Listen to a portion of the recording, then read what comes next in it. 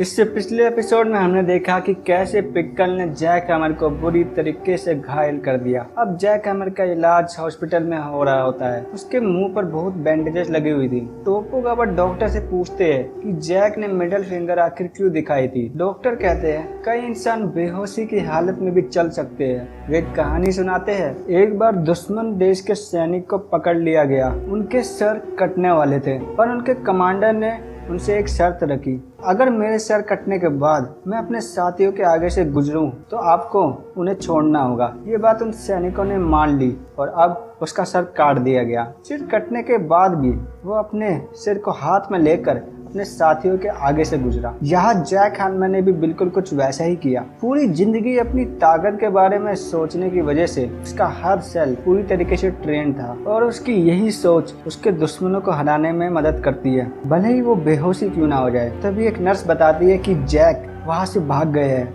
वो फिर से पिक्कल के पास पहुंच जाता है और उसे लड़ने लगता है। वो उसे खुद को मारने को कहता है, लेकिन पिक्कल जैक हैमर से दूर भाग रहा होता है। ऐसे ही चलते चलते दोनों बाहर सड़क पे आ जाते हैं। वैसे तो पिक्कल ने कई डायनासोर को मारा था, लेकिन उसने कभी भी ऐसा डायनासोर नहीं देखा जो कि मरने के बाद जिंदा हुआ हो। लेकिन यहाँ पर जैक मरने के बाद भी जिंदा हो गया था, इसलिए वो उससे दूर भाग रहा था। पर अब उसका सब्र टूट जाता है और वो जैक को एक दो घुसे मारकर जमीन पर पटक देता है। जैक दोबारा बेहोश हो जाता है। इसके बाद जैक जब आंखें खोलता है तो वो फिर से अपने आप को हॉस्पिटल में पाता है। टोपोगावा और एल्बर्ट बेन बोलते हैं कि अब तुम इसे लड़ने की कोशिश भी मत करना, तुम उससे 2 बार हार चुके हो।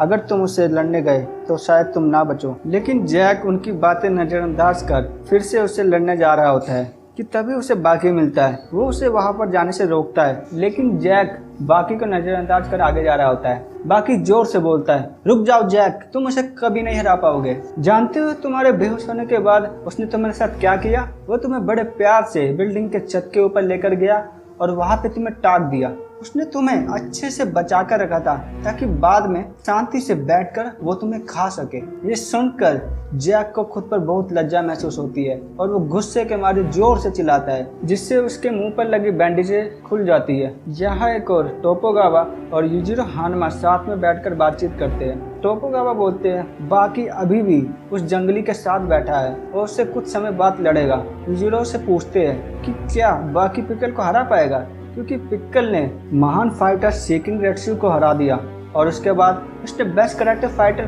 कात्सुमी और महान फाइटर जैक हैमर को भी बड़ी आसानी से हरा दिया। वो बोलते हैं मुझे नहीं लगता कि इन तीनों फाइटर में से बाकी किसी एक को भी हरा पाएगा। जवाब में युजिरो हानमा बोलते हैं बाकी भले ही दिखने में छोटा है, लेकिन उसके पास एक ऐसी चीज है जो इन तीनों के पास नहीं है, वो मेरा खून है। टोपो बोलते हैं जैक भी तो आपके परिवार का ही सदस्य है। युजिरो बोलते हैं उसके खून में कुछ मिलावट है, नहीं तो वो इतनी आसानी से नहीं हारता। टोपोगावा बोलते हैं तो क्या आप उस जंगली से नहीं लड़ना चाहते? इस पर युजिरो हानमा बोलते हैं बाकी के होते हुए मैं क्यों लड़ूं, उन दोनों में से जो जीतेगा मैं उसे हराऊंगा। स्टेडियम में बाकी पिक्कल के सामने बैठा होता है। पिक्कल कई दिनों से भूखा होता है। बाकी सोचता है ये कहीं मुझे ही ना खा ले।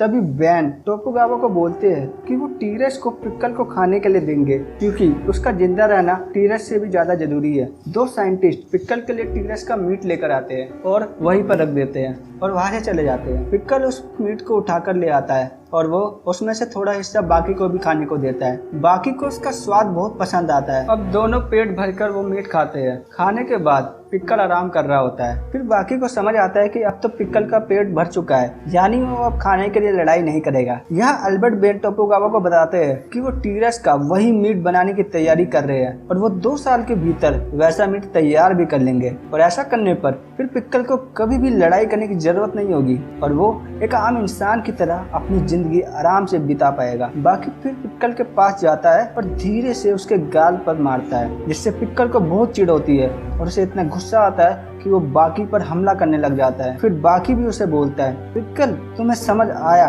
कि मैंने तुम्हें चिढ़ाया है, कि तुमने अपनी सारी जिंदगी बस खाने के लिए लड़ाई की है। आज मैं तुम्हें अपने आत्मसम्मान के लिए लड़ना बताऊंगा। ये कहकर बाकी पिक्कल के चेहरे पर एक जोरदार किक मारता है और पिक्कल नीचे गिर जाता है। रेट्सू टोपोगावा भी यहाँ मौजूद उनका मैच देख रहे होते हैं। बाकी हवा में आकर पिक्कल के मुंह पर लैंड करता है और उसे किक मारता है। वो उसका गला पकड़कर उसे ऐंठने लगता है। यहाँ पिक्कल का दम घुट रहा होता है कि पिक्कल अपनी फुल स्पीड में भागकर स्टेडियम के सबसे टॉप पर पहुंच जाता है और वहां से बाकी को सहित खुद को पीठ के बल नीचे गिराता है। ये ऊंचाई लगभग 30 मीटर थी, जिससे गिरने पर बाकी को बहुत नुकसान पहुंचता है। भले ही बाकी खड़ा हो जाता है, लेकिन लगता है वो खुली आंखों से बेहोश खड़ा हो। अब पिक्कल उसको टच करता है। यहीं पर यह एपिसोड खत्म हो जाता है। Thanks for watching.